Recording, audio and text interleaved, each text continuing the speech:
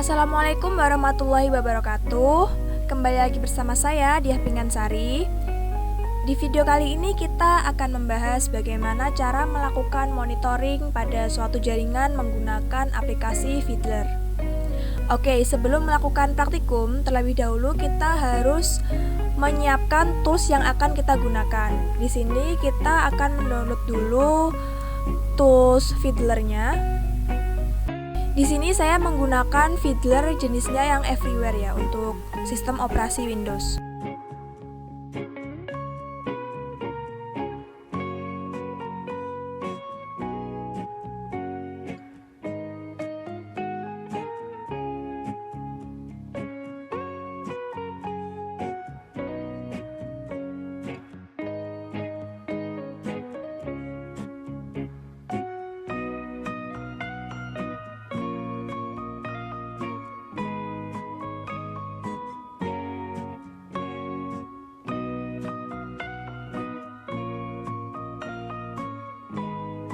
Nah, di sini proses downloadnya sedang berjalan, jadi kita tunggu dulu sampai prosesnya selesai.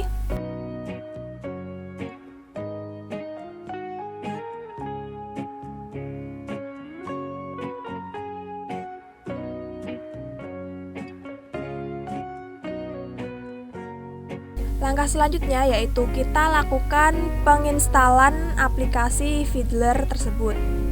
Kita buka di bagian download. Nah, di sini kita klik kanan.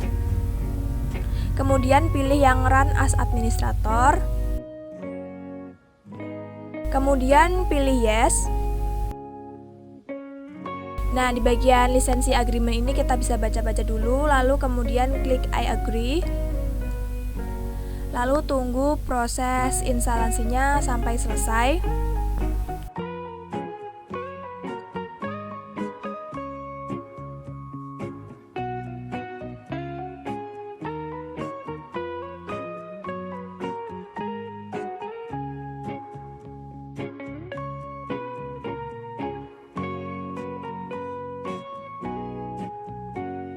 Nah, untuk login di tools Fiddler-nya ini ada dua pilihan, yaitu bisa login menggunakan Google atau kita bisa melakukan create account. Nah, di sini saya akan create account.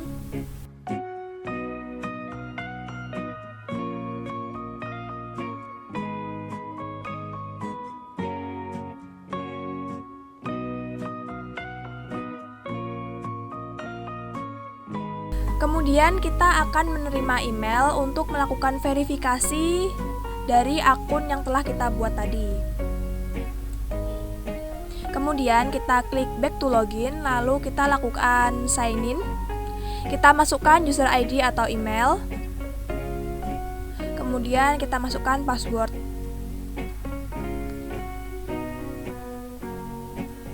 Kemudian klik sign in.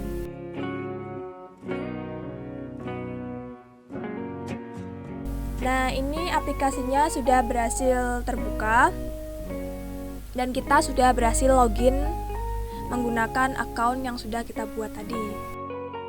Kemudian saya akan pilih yang inspecting traffic. Nah, di sini nanti ada tutorialnya, jadi kita bisa sambil mempelajari tutorialnya. Ini untuk show HTTPS traffic. Nah, di sini sudah ada deskripsinya, jadi teman-teman nggak perlu bingung, tinggal dibaca dan dipahami. Nah, ini untuk melihat detail dari traffic menggunakan inspektor.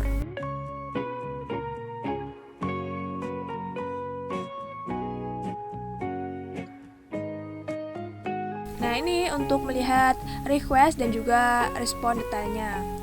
Nah, ini ada juga buat live traffic.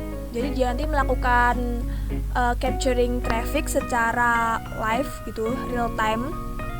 Tapi juga bisa di pause atau di start lagi gitu. Jadi sistemnya nanti hampir sama kayak yang Wireshark. Nah, kemudian di sini ada share session.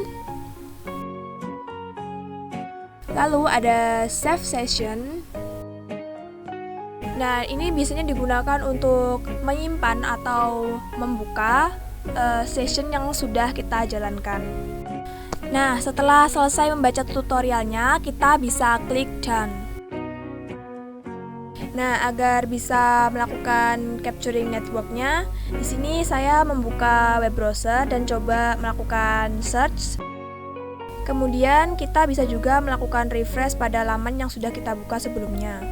Lalu kita lihat bagian capturingnya. Nah, di sini sudah melakukan capturing untuk protokol HTTP.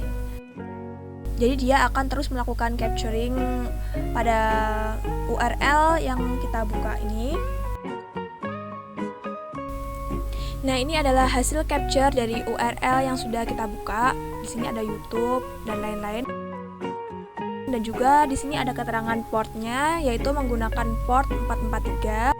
Nah, kemudian ada juga status result untuk tiap-tiap URL-nya.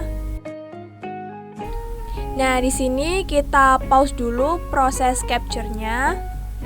Kemudian kita lakukan analisis satu persatu dari hasil URL yang sudah tercapture di aplikasi ini. Nah, di bagian ini ada header dan keterangan-keterangannya. Nah, ini statusnya valid. Kemudian kita buka hasil capturing ke-19. Di sini status resultnya 200. Nah, ini dia berhasil terkoneksi ke URL-nya. Nah, di bagian request header, di sini ada nama hostnya yaitu bing.com dengan port 443. Kemudian untuk yang respon headernya, di sini ada keterangan connection-nya close. Lalu kita coba untuk membuka yang statusnya 301. Di sini hostnya bernama YouTube. Nah, ini keterangannya untuk accept encoding dan juga accept language. Lalu di bagian respon header ada content type application binary. Lalu tanggal aksesnya yaitu 14 Mei 2021 dengan X-frame optionnya same origin. Lalu di sini juga ada keterangan servernya yaitu ESF. Lalu untuk content length-nya 0 dan juga XSS protection-nya juga 0. Jadi dia itu tidak ada XSS protection. Lalu connection-nya keep alive. Kita lanjut scroll ke bawah. Di sini kita buka yang bagian URL ke-56 dengan statusnya 200. Nah, di sini connection-nya close. Kita scroll lagi, kita cari yang lain.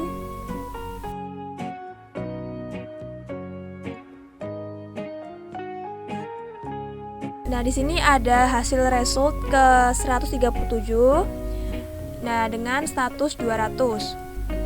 Di sini ada keterangan lebih lengkap dari yang tadi. Nah, di sini ada keterangan versinya yaitu 3.3 dan juga untuk TLS-nya menggunakan versi 1.2. Nah, di sini juga ada session ID. Nah, session ID ini menggunakan karakter heksadesimal. Kemudian kita scroll ke bagian bawah dan di sini terdapat signature dari algoritmanya, ada SHA-256. Ada juga SHA-384. Lalu ada RSA dan juga SHA-512. Kemudian ada K-share. Nah, ini juga bentuknya heksadesimal dan bisa didekode secara online juga.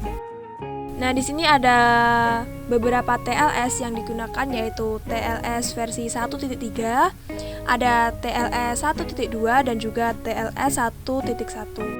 Nah, di sini ada sistem enkripsi dengan mengombinasikan TLS, AES, GCM dan juga SHA.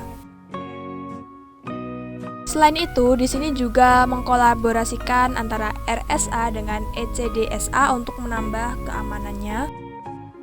Lalu kita baca di bagian respon header-nya. Nah, di sini untuk melihat session yang dienkripsi pada tunnel ini, kita bisa mengaktifkan setting HTTPS-nya. Kita bisa klik menu setting, lalu pilih HTTPS, dan pilih yang Capture HTTPS Traffic Option. Oke, nanti kita akan mencobanya. Kemudian kita buka bagian header. Nah, ini adalah keterangannya. Oke, kita aktifkan dulu capturing-nya. Lalu kita buka bagian setting. Nah, di sini kita nggak bisa melakukan capture HTTPS traffic karena kita belum menginstal sertifikatnya. Nah, untuk mengaktifkannya kita bisa klik Trust Root Certificate. Nah, kemudian akan muncul security warning. Nah, di sini kita bisa membaca dulu apa isi dari security warningnya. Jika sudah selesai membaca, kita bisa klik yes saja, berarti kita akan menginstal sertifikat ini. Nah, ini berarti root sertifikatnya sudah berhasil ditambahkan. Kemudian kita bisa langsung melakukan checklist pada capture HTTPS traffic, kemudian klik save. Kemudian kita close jendelanya. Lalu kita akan coba melakukan searching lagi di web browser. Nah, ini akan langsung tercapture. Tidak hanya HTTP, tapi dia juga melakukan capture pada HTTPS karena kita sudah menambahkan sertifikat tadi. Oke, kita buka dulu yang bagian capture ke 162 dengan status 200. Nah, ini adalah hasilnya. Jadi dia nanti lebih komplit gitu ya, output yang dihasilkan. Nah, ini kita bandingkan dengan yang tanpa menggunakan sertifikat. Dia hanya beberapa baris saja dan keterangan di sini tuh kurang komplit. Jadi kalau kita menggunakan yang ada sertifikatnya, itu tuh keterangannya lebih komplit. Nah, ini ada keterangan juga server certificate. Versinya versi 3. Kemudian dia menggunakan chipper jenis AES256-bit.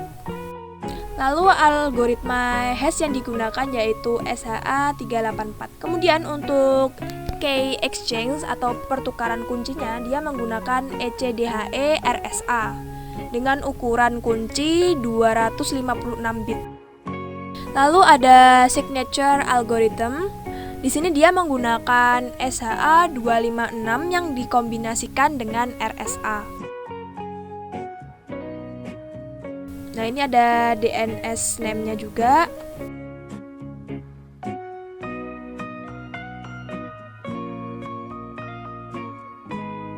Nah, ini ada nomor dari ECDSA. Nah, di sini dia juga menggunakan formatnya heksadesimal.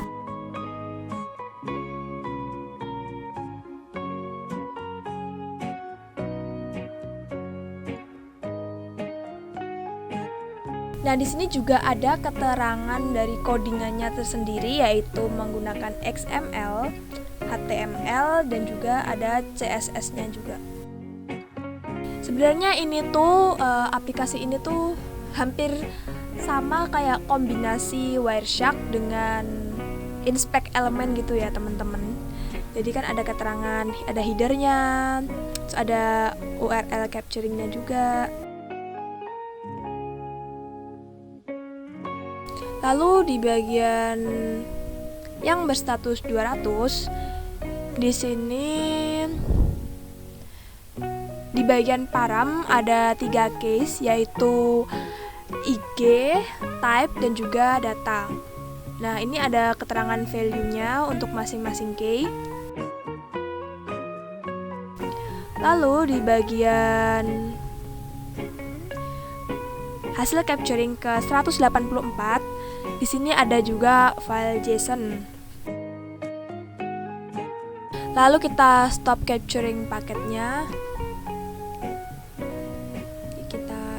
Lihat dulu di bagian parent. Di sini ada case, ada 4 case, ada SV, ada TID, ada TV, dan juga ada ST. Nah, untuk value-nya sudah ada di sebelah kanannya.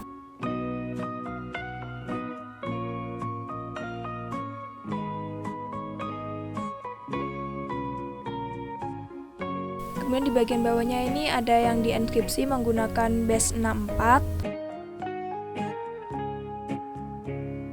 Lalu di sini ada P3P, yaitu Platform for Private Preference Project.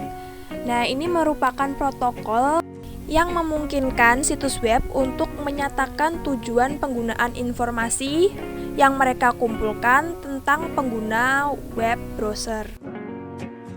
Nah, untuk case controlnya dia menggunakan sistem privat. Lalu untuk nama servernya di sini namanya cafe, tapi dia tidak menggunakan XSS protection. Nah, ini untuk yang statusnya 408. Nah, di sini dia menunjukkan bahwa request-nya itu tidak mengandung nomor bytes yang spesifik. Jadi dia tidak menghasilkan respon apapun. Nah, kita juga bisa menghapus sertifikat yang sudah kita tambahkan tadi. Caranya cukup klik Advanced Setting, kemudian kita pilih Remote Root Certificate. Jika muncul jendela baru, kita cukup klik Yes. Nah, ini berarti root certificate-nya sudah berhasil terhapus. Jika sudah, kita bisa klik Save. Oke, sekian tutorial dari saya. Semoga apa yang saya sampaikan dapat bermanfaat bagi teman-teman semua. Wassalamualaikum warahmatullahi wabarakatuh.